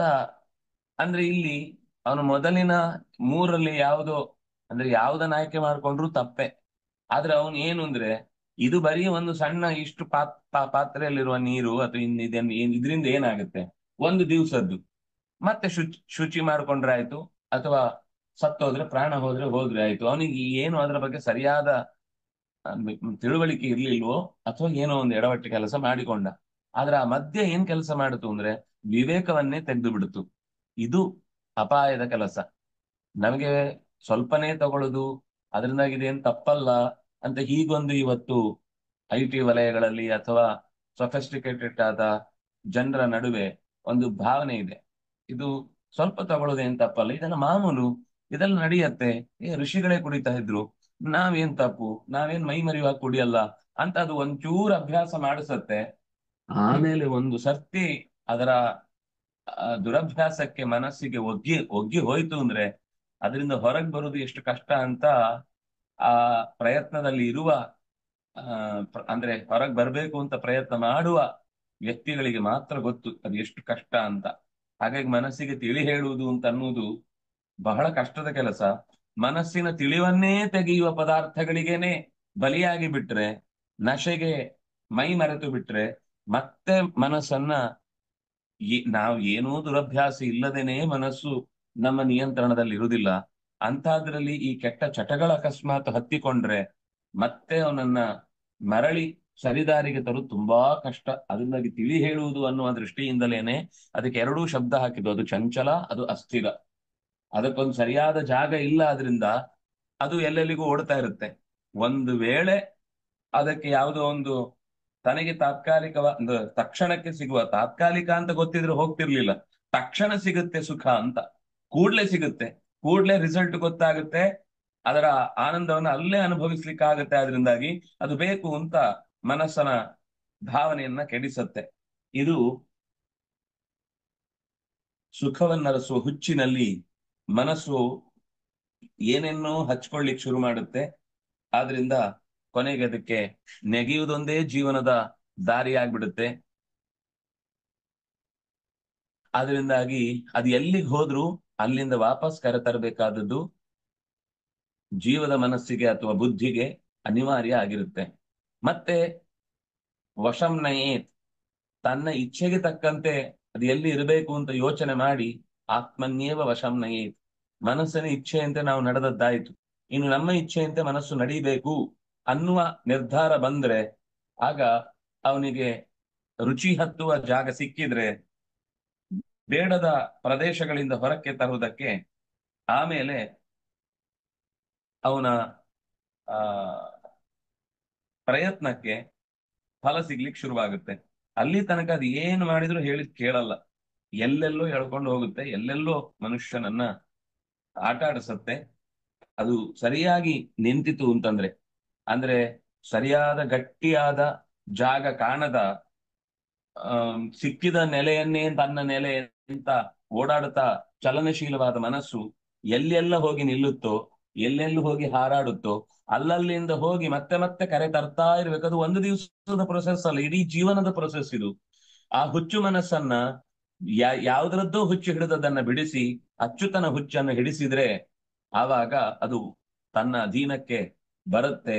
ಭಗವಂತನಲ್ಲಿ ನೆಲೆಸುವಂತೆ ಮಾಡಿ ತನಗೆ ತಂದ್ಕೊಳ್ಬೇಕು ಹೊರತು ಭಗವಂತನ ಸ್ಪರ್ಶ ಇಲ್ಲದೆ ನಾನೇ ಇದನ್ನು ನಿಯಂತ್ರಿಸಿಕೊಳ್ತೇನೆ ಅಂತಂದ್ರೆ ಅದು ಈ ಓಟೆ ಹಿಡಿಲಿಕ್ಕೆ ಹೋದ ಹಾಗೆ. ನೀವು ಮಾವಿನ ಗೊರಟನ್ನ ರಸಾಯನ ಕುಡಿಯುವಾಗ ಅದನ್ನು ಗಟ್ಟಿ ಹಿಂಡಿ ಅದರ ರಸವನ್ನು ತಗೊಳ್ತೇನೆ ಅಂತ ನೀವು ಒತ್ತಿದ್ರೆ ಅದು ಕೈಯಿಂದ ತಪ್ಪಿಸಿಕೊಂಡು ಟಕ್ ಅಂತ ಹಾರಿ ಇನ್ನೊಂದು ಎಲೆಗೆ ಹೋಗಿ ಬೀಳುತ್ತೆ.